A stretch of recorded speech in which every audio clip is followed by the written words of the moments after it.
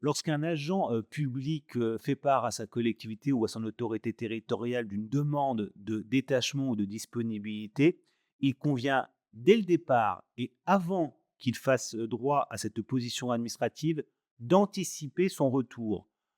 Le retour de détachement et le retour de disponibilité sont faussement simples. C'est-à-dire que pour pouvoir voir les conditions dans lesquelles un agent va réintégrer sa collectivité, il y a plusieurs prismes à avoir en tête. Déjà, la durée. Est-ce qu'il s'agit d'une disponibilité ou d'un détachement qui sont à peu près sur la même réglementation de courte ou de longue durée? Le motif. Est-ce qu'il s'agit d'un détachement ou une disponibilité de droit ou alors de convenance personnelle?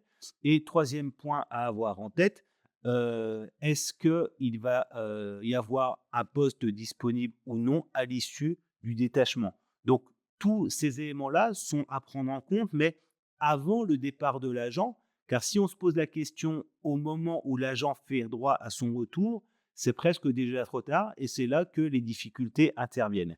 Il y a une réglementation qui est très fine s'agissant de ces retours de détachement et qui pourra être applicable à la disponibilité. Et c'est la raison pour laquelle le centre de gestion propose un tableau dans lequel on va pouvoir appréhender les différents cas de figure. Et c'est ce tableau qui va être commenté par ma collègue Laurence Grenois.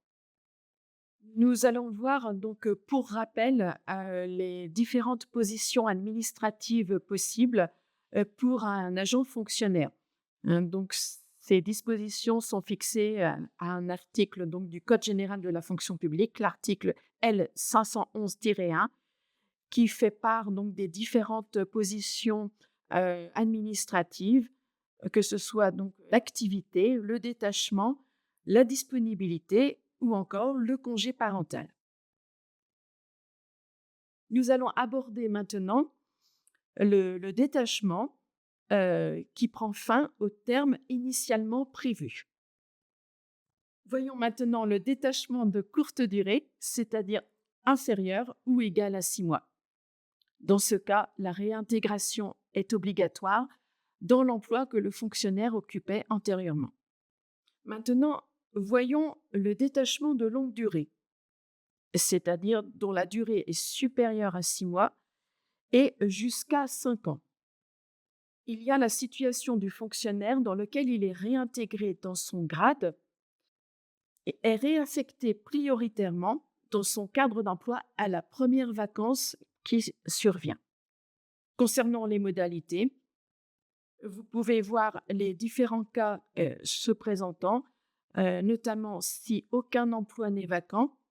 Dans ce cas, c'est un maintien en surnombre pendant 1 an. Le cas où le fonctionnaire refuse son poste, auquel cas il est placé en disponibilité d'office. Et si le fonctionnaire refuse 3 postes successivement, dans ce cas, il est soit admis à la retraite ou licencié.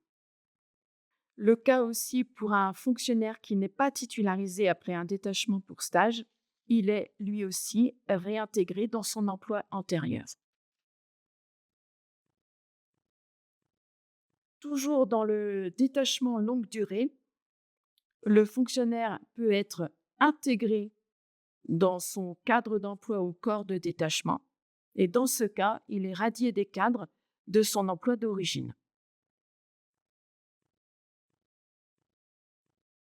Lorsque le détachement prend fin à l'issue de la période initialement prévue, cela ne pose généralement pas de souci dès lors que les conditions de réintégration ont été anticipées dès le départ de l'agent. La situation est plus complexe lorsqu'il s'agit d'une fin de détachement, comme de disponibilité d'ailleurs, par anticipation. Dans ce cas-là, on va avoir trois cas de figure. Soit la fin est anticipée du fait de l'administration d'origine, c'est-à-dire de l'administration dans laquelle l'agent se trouvait avant son départ de détachement. Dans ce cas-là, on va voir s'il y a une réintégration possible avec un emploi vacant ou s'il n'y a pas d'emploi vacant. Dans ces cas-là, puisque c'est bien la collectivité d'origine qui a l'initiative de la fin du détachement par anticipation, la rémunération est maintenue par l'administration d'accueil au plus tard jusqu'à sa réintégration initialement prévue. Si, il n'y a pas d'emploi vacant, donc c'est là où on est maintenu un petit peu en sureffectif, mais avec une rémunération maintenue de l'agent.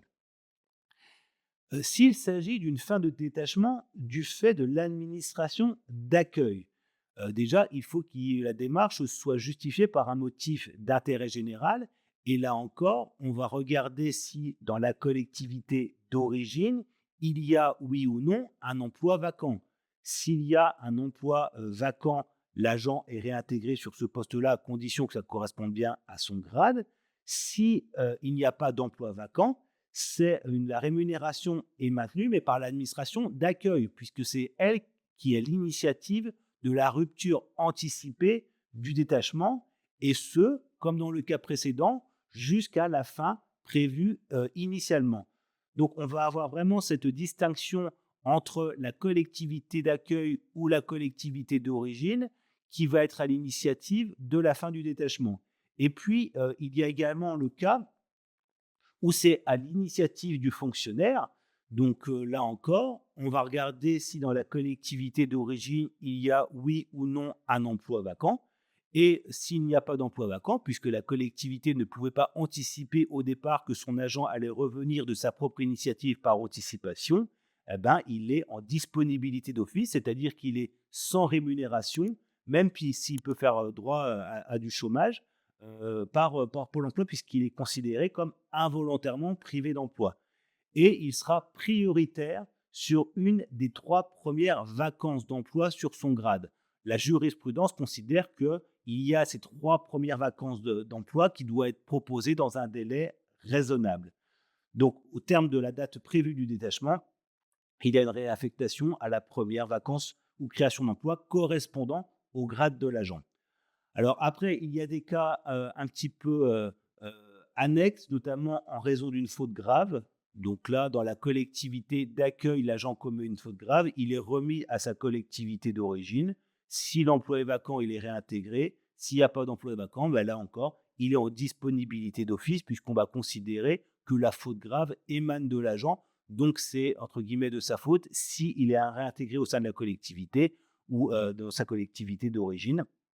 Et on a également quelques éléments par rapport à la limite d'âge.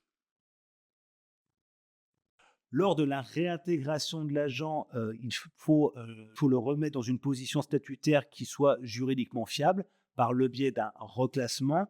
Donc, là, on va regarder ses états de service, en matière, d'avancement puisque, pendant la durée du détachement, sa carrière a fictivement évolué, c'est-à-dire que si pendant sa durée de détachement, l'agent avait droit à un avancement d'échelon, quand il revient, il faut le reclasser à l'échelon à laquelle il aurait dû être s'il est resté au sein de sa collectivité.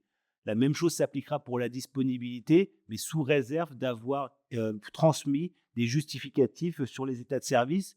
Donc le classement de la réintégration de l'agent fonctionnaire à l'issue de son détachement obéit à des règles strictes et pour cela, bah, il faut se rapprocher du centre de gestion qui a tous les éléments pour reclasser l'agent sur le bon grade et sur le bon échelon.